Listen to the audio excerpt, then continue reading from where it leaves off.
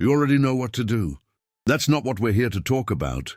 You've read enough, watched enough, taken notes, highlighted, saved to bookmarks, forwarded to someone with, "You need to see this." You don't have an information problem. You probably have more information than most of the people who are actually doing what you want to do. And yet today you didn't do it. This isn't the first time, you know that. And here's the part that actually hurts. You also know that tomorrow is going to be the same. You'll wake up with intention. You'll spend the morning close to the point of starting. You'll do almost everything except what matters. And at night you'll have the same conversation with yourself, with the same words, about the same thing. The problem isn't that you don't know what to do. The problem is that you've built the wrong relationship with action. And that's different, very different, from lacking motivation or lacking discipline. There's a man named Ryan, 34 years old, works as a project manager for a mid-sized company, has a side project that has existed for 2 years in the state of "when I have time." Ryan has consumed self-development content for 6 years. As a podcast playlist he'll never be able to finish even if he lives to 90. Knows more about procrastination than most coaches who talk about procrastination. He knows the Pomodoro technique, the GTD method, the 2-minute rule, the Zeigarnik effect, deep work theory. He uses none of it consistently. Ryan isn't lazy. Ryan is, in fact, extremely busy with everything that isn't the project, with emails that could wait, with research that didn't need to happen yet, with organization that should come after starting, not before. Ryan is in constant motion. The motion just never touches what matters. This has a name. It's not procrastination. Procrastination is the symptom. The name is analysis paralysis. It's one of 4 patterns the mind uses to protect the ego from a specific risk, the risk of trying and discovering that the attempt wasn't enough. Here's the mechanism. At the speed it happens inside your head, you think about the project. The mind detects uncertainty about the outcome. Uncertainty activates risk aversion, which is an alarm system, not an analysis system. The alarm produces an uncomfortable sensation. The mind, to exit the discomfort, searches for alternatives that seem related to the project but don't require the risk of executing. You research more, you organize more, you read more. And each of those actions produces a small sensation of progress that lies to the alarm. Look, I'm working on this. The alarm quiets, and you made no progress at all. This happens in under 15 seconds. You don't notice. Nobody notices. It's automatic.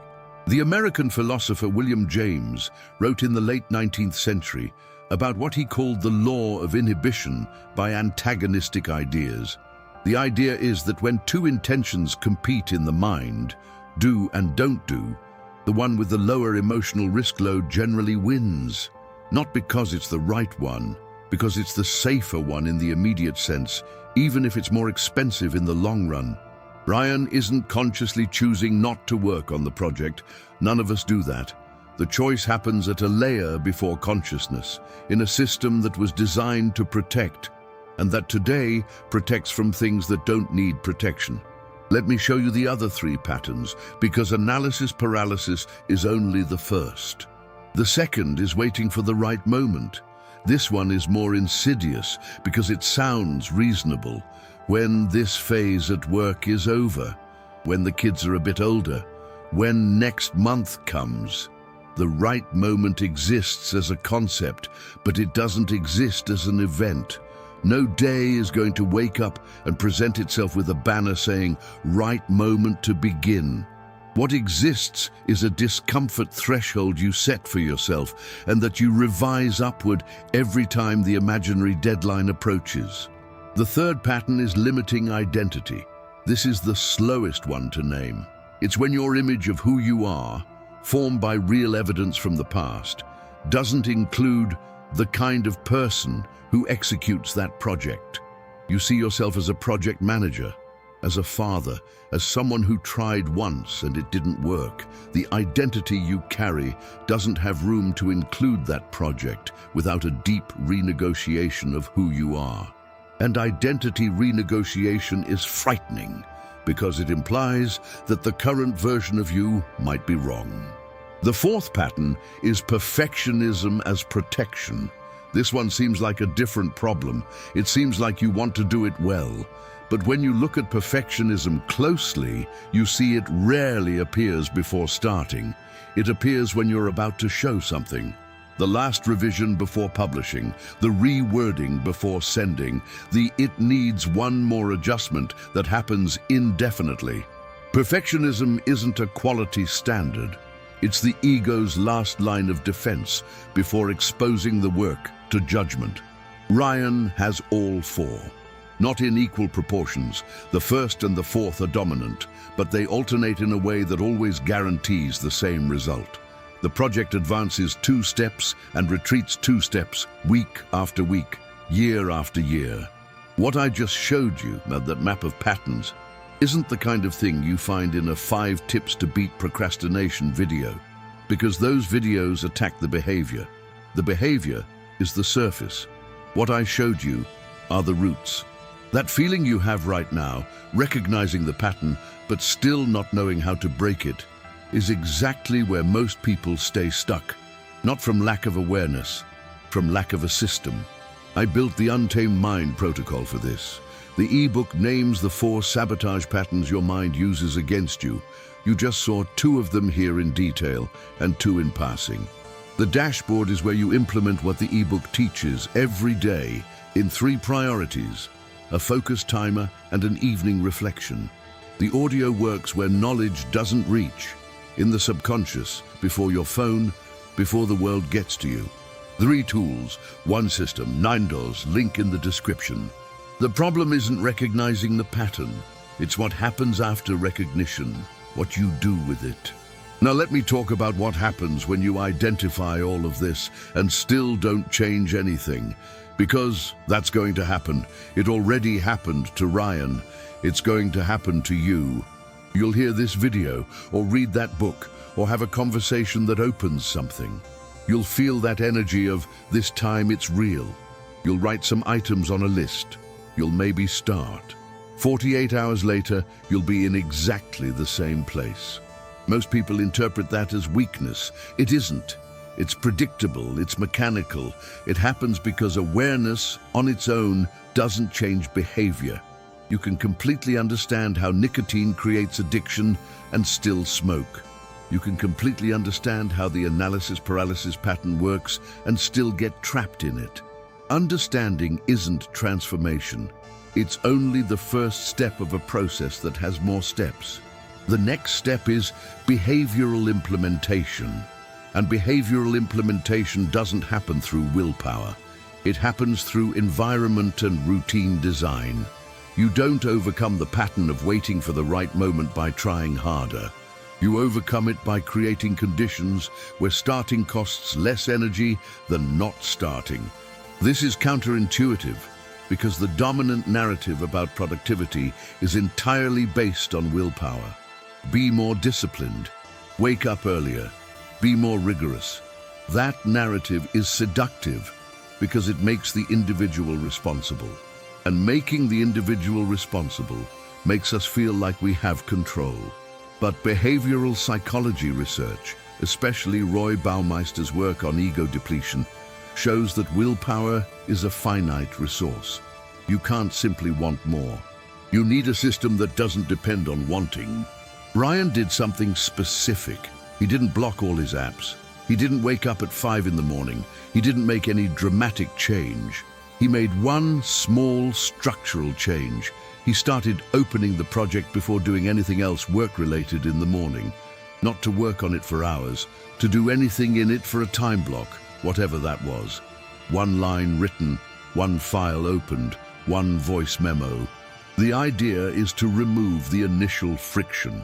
Analysis paralysis lives in the anticipation of beginning, not in the beginning itself. When you start, the alarm system quiets because the imagined danger of starting didn't materialize into the disaster it expected. After starting, continuing is exponentially easier than continuing without having started. But there's something most people do here. and it's where everything collapses. Most people, when they find a system that works, start optimizing the system instead of using it. Ryan did this. He spent 2 weeks adjusting the morning time block. How many minutes, what exact time, how to split the tasks, instead of executing the morning time block. Optimization is the third disguise of analysis paralysis. It looks like productivity. It's the same pattern in different clothes. The system doesn't need to be perfect. It needs to be executed. The imperfect system in execution produces more than the perfect system under revision. Always. Now let me go deeper on the third pattern, limiting identity, because this is the quietest and the most powerful. Identity is the story you tell about who you are, not what you did, who you are. Those are different things. What you did is a collection of events. Who you are is the narrative you built around those events. Ryan tells himself a story where he's someone who had an idea but never finished. That story has evidence. He can list 10 moments where he stopped before completing. The story is validated by the facts. The problem is that it's validated by the wrong facts, the facts that confirm the narrative of who he already is, not the facts that could create the narrative of who he could be. Psychologist James Pennebaker showed in decades of research that the way we narrate our history has a direct impact on our behavior. You don't act first and then create an identity. You create an identity and then act accordingly. If your identity includes the kind of person who executes, you'll execute because that's what that kind of person does. If your identity includes the kind of person who almost executes, you'll almost execute. Consistently. Identity change doesn't happen through declaration. It's not mirror affirmations. It happens through accumulated evidence. Every time you act in line with the identity you want to have, even if it's for 5 minutes, even if the result is imperfect, you add a data point to the file of the new you. The file grows, the new narrative becomes more real, and action becomes progressively easier because it's aligned with who you're becoming. Ryan started naming the moments of execution, not over-celebrating them. That becomes another form of evasion. Just noticing them. I opened the project this morning. I moved 1 step forward. Those registrations are more powerful than they seem because they build evidence, and evidence is the only input identity accepts to update itself. The question isn't whether you're going to change. You're already changing. Every day you process this pattern and don't act in line with it is 1 more day of evidence against the new identity. The question is when you're going to stop waiting for motivation as a precondition and allow action to create motivation as a consequence. Motivation doesn't precede action. It follows it. It always has. The reverse narrative is an illusion produced by selective memory. You remember the moments where you felt motivated and then acted, but you forget the dozens of moments where you acted without feeling anything, and the feeling came after. You stayed this far, not because you had spare time, because something in this video rang true enough to make the discomfort worth it. That's rare, and it's exactly the kind of person the Untamed Mind protocol was built for. The ebook will show you, with clinical precision, how your mind creates the conditions where you never start, and what to do differently tomorrow morning. The dashboard gives you the daily system to turn what you understood into real behavior. Intention, priorities, focus, habits, reflection. The audio goes where knowledge doesn't reach. The first 20 minutes of the day, when the subconscious is still open. Link in the description. The question isn't whether you're going to change, it's when you're going to stop waiting for the right moment to start. Drop execute in the comments if you recognize something here. Just 1 word, I read all of them. And subscribe to the Untamed Mind community, not for the content, because whoever comes here doesn't need more content. They come because they need a different perspective on what to do with the content they already have. You already know what to do. Now you also know why you weren't doing it. The next step is just the next step.